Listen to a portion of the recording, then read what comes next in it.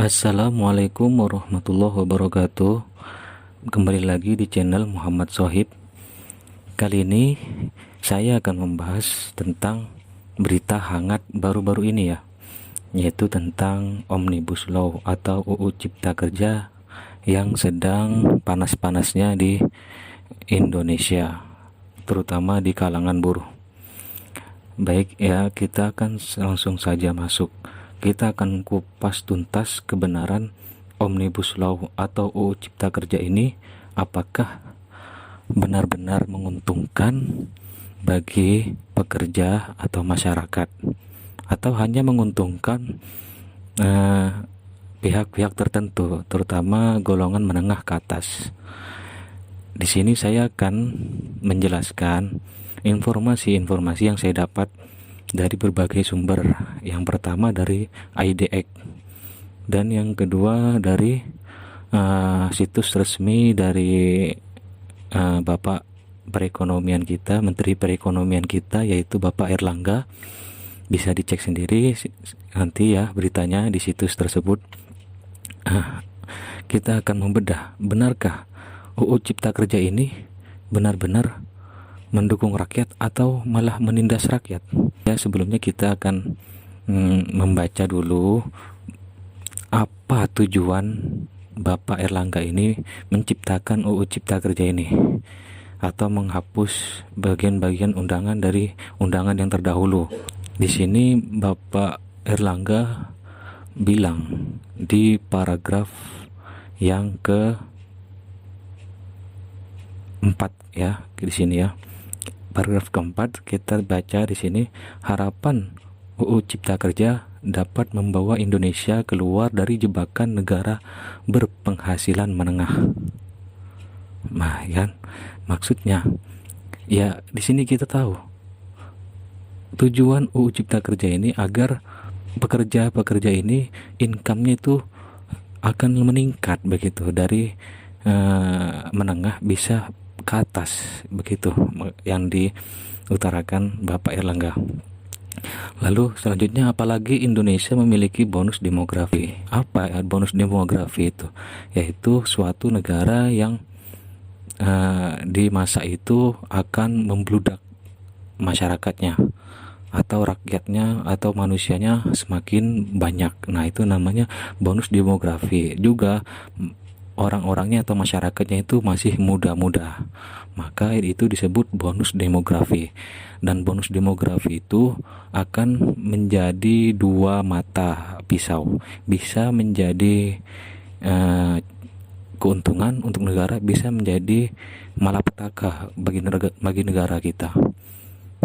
Keuntungannya, jika bonus demografi ini dimanfaatkan, maksudnya semua masyarakat bisa memanfaatkan bonus demografi ini, maka perekonomian suatu negara itu akan bangkit.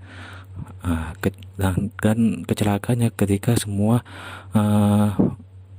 masyarakat muda yang berada di waktu demografi bonus demografis ini tidak bisa memanfaatkan masa mudanya, maka semuanya tidak produktif dan membuat defisit atau menghancurkan ekonomi suatu negara itu. Begitulah kira-kira ya. Lalu lanjutnya, UU Cipta Kerja dibentuk dengan mengutamakan kepentingan rakyat yang butuh kepastian dalam bekerja. Benar, katanya seperti itu.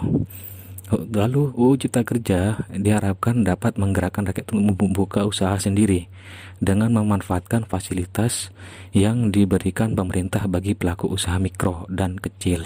Jadi adanya UU Cipta Kerja ini tujuannya untuk membangun lapangan pekerjaan, maksudnya dari Bapak Erlangga ini. Jadi semua perizinan atau pembukaan usaha baru akan dipermudah oleh dari Undang-Undang Cipta Kerja ini. Justru seperti ini kan menjadi positif ya, terutama seperti golongan seperti kita itu bisa mudah untuk membuka wirausaha. Maksudnya seperti itu. Nanti kita akan telusuri lebih dalam. Lalu rakyat kecil juga dapat membuka usaha baru dengan lebih mudah karena perizinan bagi UMK telah dipermudah, kan? Jadi maksudnya itu mempermudah, lapangan pekerjaan bisa terbuka lebar untuk semua masyarakat Indonesia. Jadi tidak sulit seperti dulu. Dulu itu kalau kita membuka izin usaha, semuanya itu harus mengikuti beberapa langkah-langkah perizinan yang sulit, ya, terutama ke bupati, ke mana, ke apa, ke pemerintah provinsi, pemerintah daerah, dipersulit. Sekarang dipermudah, jadi cukup bisa mendaftar, kita sudah disertifikasi. Kalau yang saya baca beritanya seperti itu.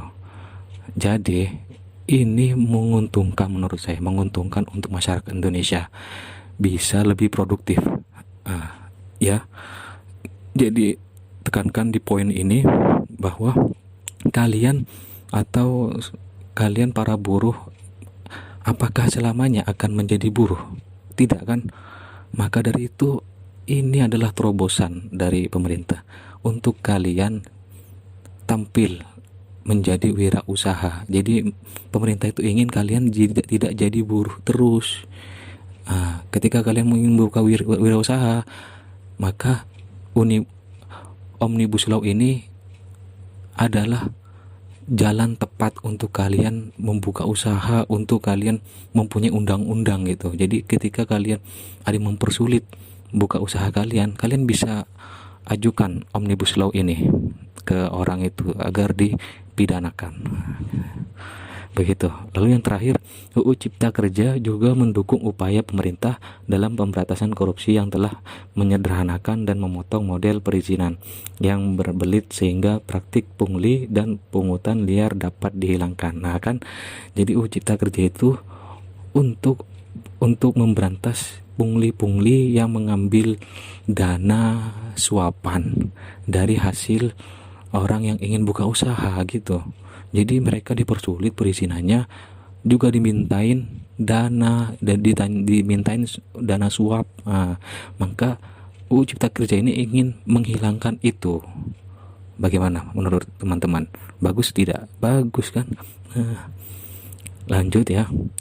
Kita masuk ke pembahasan pertama. Saya dapat dari IDEK. Itu yang pertama, menguntungkan karena beri kepastian bonus hingga jam lembur. Dalam UU tersebut sudah diatur bonus yang diterima buruh berbasis kinerja. Jumlah maksimal jam lembur juga ditambah dari 3 jam menjadi 4 jam per hari. Jadi kan kepastian bonus itu sekarang ada. Sumpama menurut saya ya, walaupun saya belum kerja, tapi pemahaman saya, mungkin nanti ada yang sudah kerja bisa mengerti. Menurut saya seperti ini. Jadi ketika kita dikasih jam lembur, itu bonus upahnya itu lebih pasti gitu, diberitahukan. Jadi tidak menggantung gitu. Kita diberi jam lembur dengan gaji sekian, langsung pasti gitu. Jadi enak, kan ya. Lalu yang kedua, jaminan korban PHK. Melalui UU Cipta Kerja, pemerintah hadir untuk membantu para karyawan yang di PHK. Kalau belum dapat kerja, mereka akan dapat bantuan berupa gaji dari BPJS Ketenagakerjaan. Jadi mereka yang terkena PHK dalam UU Cipta Kerja ini, mereka akan dibantu berupa gajian dari BPJS Ketenagakerjaan sebelum mereka mendapat pekerjaan lagi. Jadi selama mereka nganggur itu digaji di sini ya, yang didapat dari channel IDEK ini. Jadi yang di dalam UU Cipta Kerja itu seperti itu. Menurut kalian enak gak? Enak, kan? Lalu yang ketiga adalah hak cuti dan hamil tidak dihapus. Yang masalah seperti ini nih banyak yang beredar di masyarakat, ya. Banyak bilang hak cuti dan hamil itu dihapus, padahal tidak. Baik, yang keempat ya, membuka lapangan kerja. Untuk itulah diperlukan UU Cipta Kerja yang mengubah atau merevisi beberapa UU yang menghambat pencapaian tujuan dan penciptaan lapangan kerja. Nah, begitu isi dari UU Cipta Kerja. Kita lihat dari yang dikatakan Pak Erlangga, ya, benar. Tadi kan Pak Erlangga bilang kalau UU Cipta Kerja ini akan menciptakan lapangan kerja. Jadi memang benar, UKM atau usaha-usaha baru itu akan dipermudah lewat UU Cipta Kerja ini. Jadi sekali kita membuat usaha itu tidak berbelit-belit, langsung diverifikasi. Begitu. Jadi mengapa Edek bilang buka lapangan kerja? Karena nanti akan banyak UKM yang terbit. Jadi semua masyarakat Indonesia itu seakan-akan sama pemerintah itu didorong untuk menjadi produktif gitu. Jadi kita tidak bergantung kepada pabrik atau perusahaan tertentu yang jumlahnya buruhnya itu ribu-ribuan. Jadi kita dituntut untuk bisa memproduksi, untuk bisa produktif. Dan kita dituntut seperti itu, maka sama pemerintah itu dipermudah kita perizinannya. Nah, enak kan? Seperti itu. Lalu kita lanjut yang kelima. Pesangon pekerja tetap menjadi yang tertinggi di dunia. Lalu kan ada isu ya pemotongan pesangon. Pemotongan pesangon dari 32 kali mungkin menjadi 25 kali. Apa itu seperti menjadi kerugian buat pekerja? Mungkin iya. Tapi kita termasuk paling tinggi dalam pesangon dibanding negara lain. Oleh karena itu kita cari jalan tengah untuk meringankan beban pengusaha. Jalan tengahnya seperti apa? Oke, saya tadi dapat kiriman dari teman atau dari situs resmi DPR RI ya. Maksudnya yang diberi pesangon. Nah, iya, yang diberi maksudnya maksimal 25 kali gaji, itu dibagi menjadi 19 kali gaji ditanggung pemberi kerja. Maksudnya yaitu ditanggung oleh pemilik perusahaan, dan 6 kali gaji dari pemerintah via BP Jam Sostek. BP itu adalah BPJS Ketenagakerjaan. Lalu BPJS Ketenagakerjaan itu ikut gaji kita juga, gaji buruh juga. Lah dari mana dananya kan ya? Makanya ini masih jadi persimpangan menurut saya ini ya. 29 kali itu dibayar perusahaan, 6 kalinya dibayar oleh BPJS Ketenagakerjaan. Nah, ini perlu diusut. Nah, itu yang saya belum paham. Kita lanjut ya. Jadi pesangon sudah. Yang keenam adalah sertifikasi halal gratis buat UMKM. Sertifikasi halal untuk UMKM akan digratiskan dalam UU Cipta Kerja. Hal ini dilakukan untuk mempercepat pengusaha dan kepastian dalam proses sertifikasi halal bagi usaha kecil. Nah, dulu kan sertifikasi halal itu hanya bisa diproses oleh MUI. Maksudnya diproses itu diseleksi oleh MUI sendiri, nggak boleh dari pihak-pihak lain. Nah, makanya ini dipermudah semua. Jadi ini ya, saya beritahu siapa saja yang bisa memverifikasi sertifikat halal setelah Cipta Kerja ini dilakukan. Nah, UU Cipta Kerja ini dari sini isunya ya. Oke ya, ini yang terakhir, paragraf terakhir ini yang dibilang Pak Erlangga terkait isu ya, terkait jaminan produk halal. UU Cipta Kerja menjamin percepatan dan kepastian dalam proses sertifikasi halal dengan memberikan pembatasan waktu proses penerbitan sertifikasi halal dan memperluas lembaga pemeriksa halal yang dapat dilakukan juga oleh ormas Islam dan perguruan tinggi negeri. Jadi ormas Islam dan perguruan tinggi negeri ini bisa menerbitkan sertifikasi halal.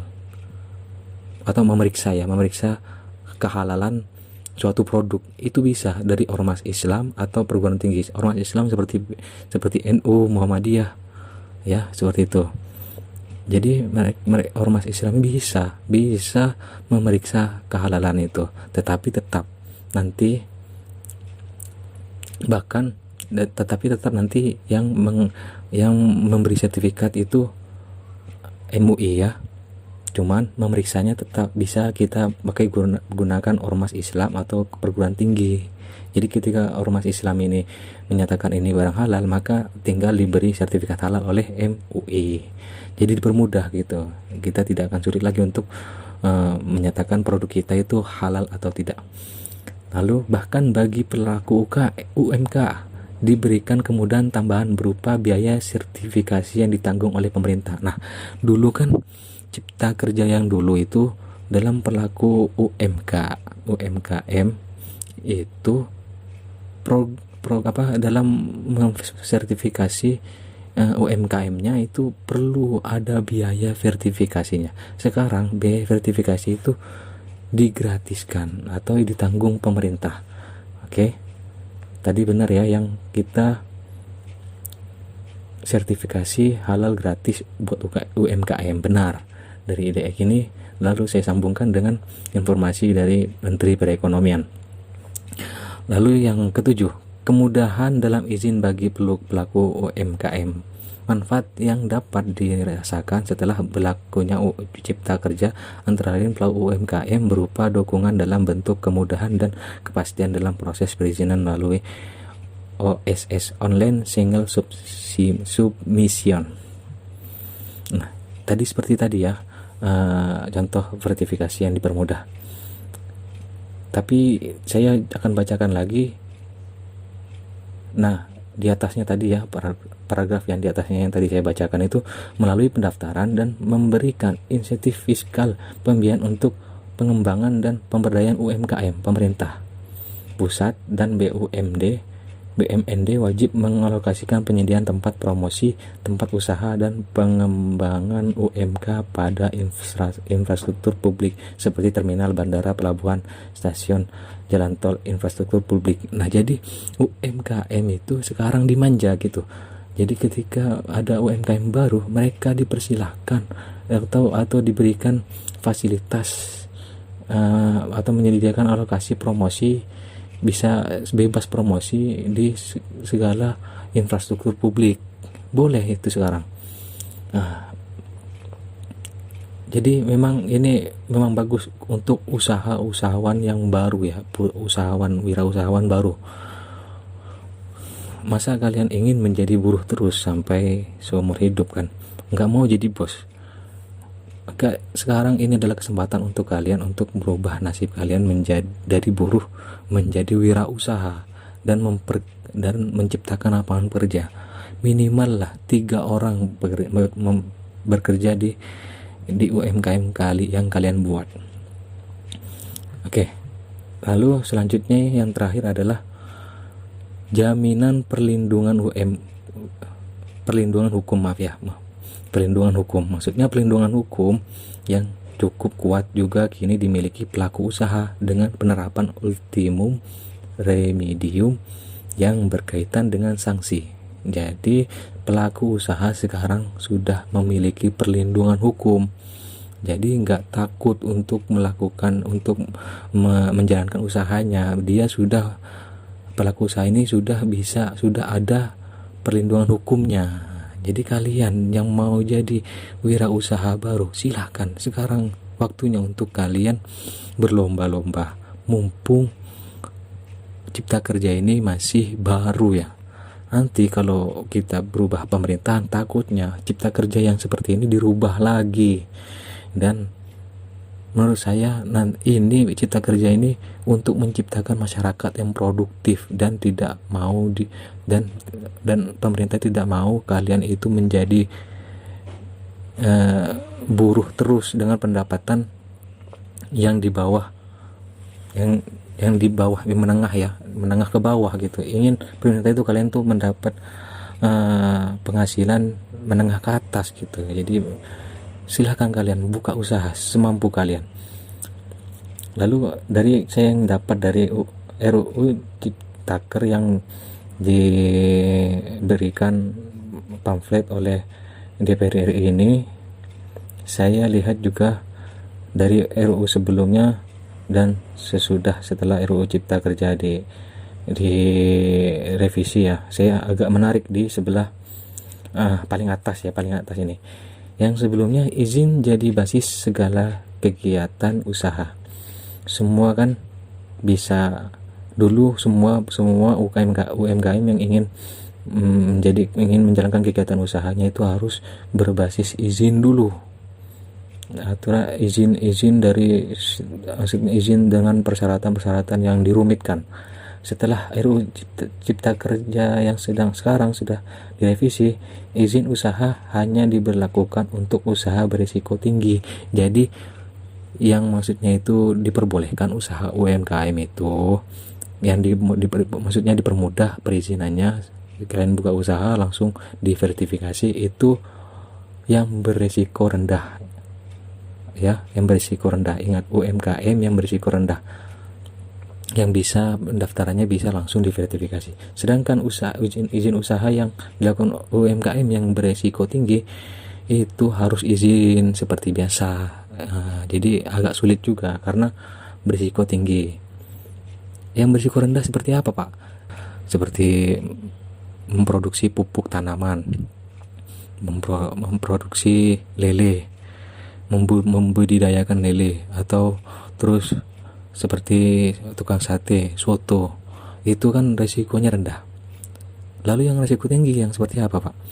Resiko tinggi itu seperti obat-obatan, UMKM yang menjual obat-obatan. Kenapa tinggi? Karena obat-obatan itu perlu uji klinis ya.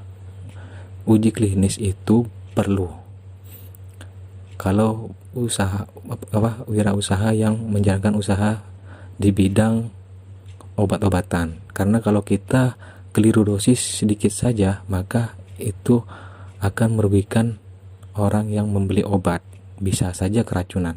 Itu yang berisiko tinggi. Jadi yang UMKM seperti itu perlu izin yang lebih sulit lagi. Untuk usaha-usaha yang risikonya rendah, udah cukup daftar aja, udah selesai, kalian bisa usaha ya. Seperti itu yang saya tahu dari RUU Cipta Kerja yang saya ambil dari beberapa informasi. Lalu sekarang bagaimana kesimpulannya?